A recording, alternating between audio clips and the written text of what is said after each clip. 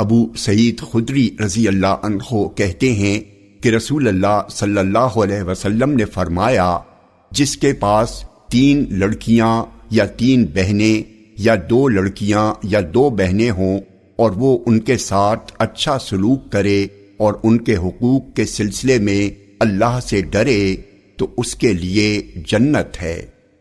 جامع ترمذی حدیث نمبر 1916۔ یہ حدیث صحیح ہے۔ سہل بن سعد رضی اللہ عنہ کہتے ہیں کہ رسول اللہ صلی اللہ علیہ وسلم نے فرمایا، میں اور یتیم کی کفالت کرنے والا جنت میں ان دونوں کی طرح ہوں گے، اور آپ نے اپنی شہادت اور درمیانی انگلی کی طرف اشارہ کیا۔ جامع ترمذی حدیث نمبر 1918۔ یہ حدیث صحیح ہے۔ انس بن مالک رضی اللہ عنہ کہتے ہیں کہ ایک بوڑھا آیا، وہ نبی اکرم صلی اللہ علیہ وسلم سے ملنا چاہتا تھا۔ لوگوں نے اسے راستہ دینے میں دیر کی تو نبی اکرم صلی اللہ علیہ وسلم نے فرمایا، وہ شخص ہم میں سے نہیں ہے جو ہمارے چھوٹوں پر مہربانی نہ کرے اور ہمارے بڑوں کی عزت نہ کرے۔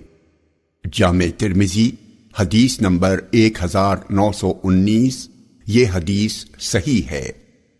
عبداللہ بن عمر رضی اللہ عنہ کہتے ہیں کہ رسول اللہ صلی اللہ علیہ وسلم نے فرمایا، وہ شخص ہم میں سے نہیں ہے جو ہمارے چھوٹوں پر مہربانی نہ کرے اور ہمارے بڑوں کا مقام نہ پہچانے۔